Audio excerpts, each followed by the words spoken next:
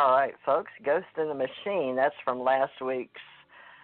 Our ET contactee Merle Finkhauser inspired to write music with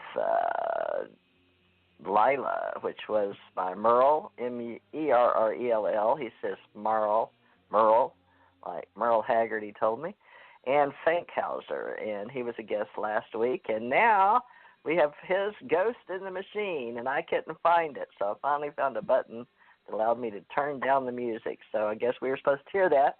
Thanks to Janet Lessin, who brings us all these wonderful people that contact us about being a part of our group. So we have ACO Association, UFO Association, and I run TJ Morris ET Radio, and Janet Lessin runs Aquarian Radio. Between she and I, we're putting together the Ascension Age and the Ascension Center and the UFO Association of people that are UFO enthusiasts. And one thing we found out is she and I, being contactee experiencers, have our own stories, and we've learned my mother's tale of we are all the author of our own life story, and she has agreed to help us book people to get the word out there that there's more of us, just not TJ or Theresa and Janet. So that's what that's all about.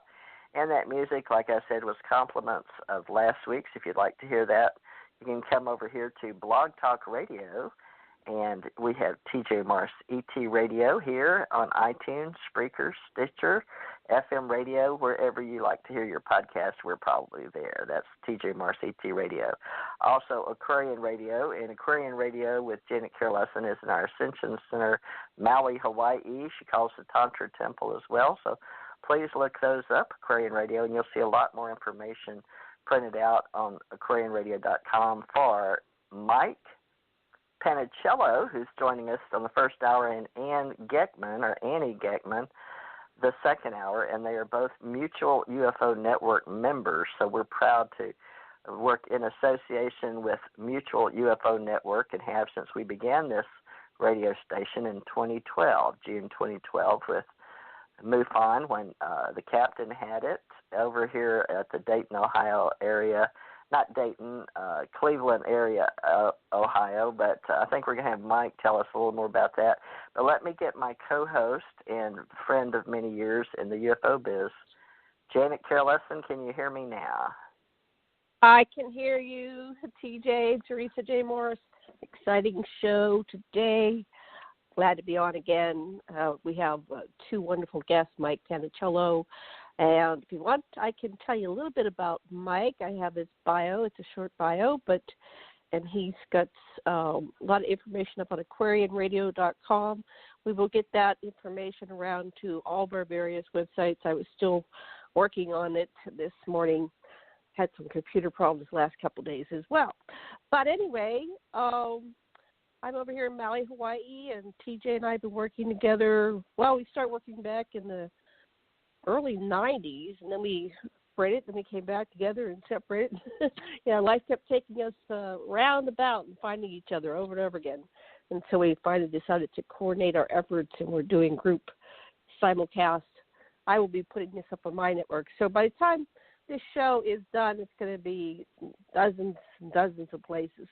And we don't know how many listeners we have, but we know we have a lot. Let me tell you about Mike Panicello.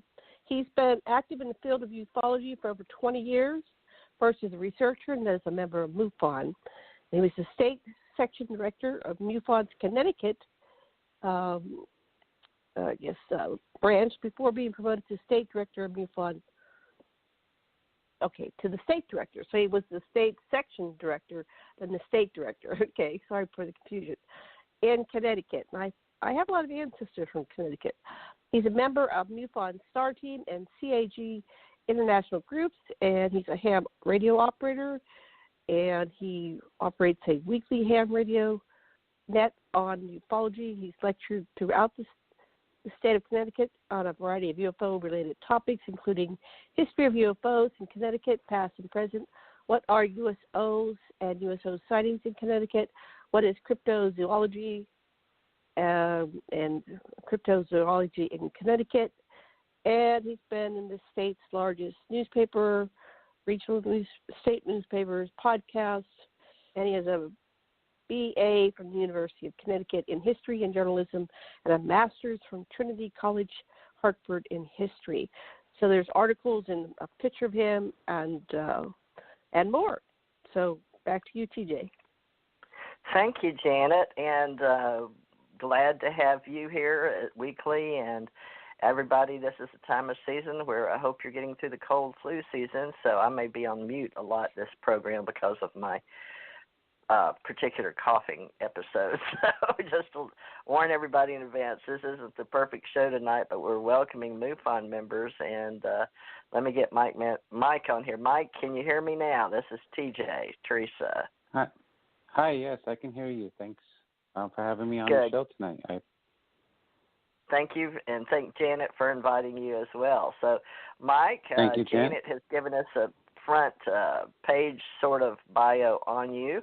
Now, I'd like you to introduce yourself and add anything, and then we'll get started on a quick interview and enjoy hearing what you've got to say about Mutual UFO Network and mainly yourself. So where do you want to start with who Mike Panicello is for the listening audience?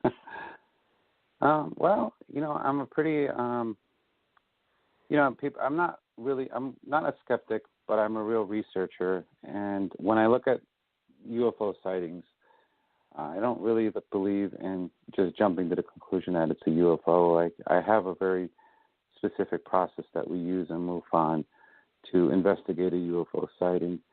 That frustrates some people, but I think what it does is when we talk about cases, and especially ones like in my lectures or if I on a podcast or something, you can be pretty sure that they are truly unknown. We've ruled out all the IFOs. And I think that's important to know about me, is that I do try to make sure I do my due diligence in my research.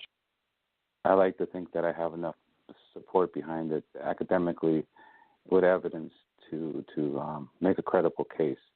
And I think that's important, that people understand that about me, that they can understand who I am as a person, that I don't make wild claims. So I think that's just what I like to always start my lectures.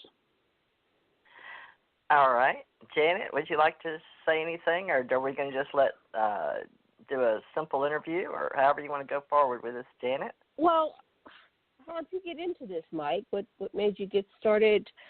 We find in our research that a lot of people get started in ufology because of some kind of critical incident in their lives. They saw something, and sometimes it's not conscious.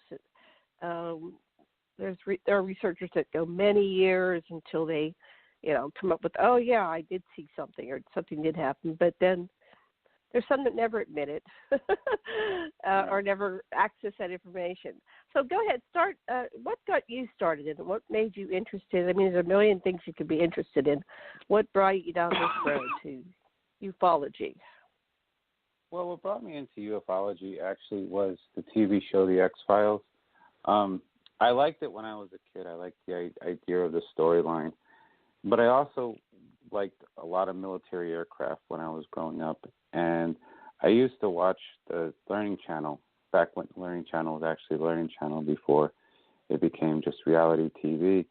And it had a lot of shows on like military aircraft, but it always wound up going to Area 51 and the reverse engineering of alien craft, like with the SR-71 or any of those craft that we have in the military inventory now.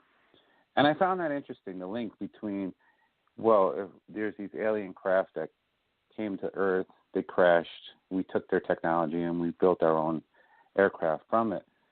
And so that started what got me interested in it. And then, the X-Files came on TV, and that kind of built onto that whole theory of, we're not alone in the universe, and there's this grander involvement with them on the planet. And, I kind of stepped away from it for a while when I went into school. And once I graduated from college and I finished my master's, I started to have a lot of time on my hands again, and I really started to look into it. And then it was really just surface looking at first.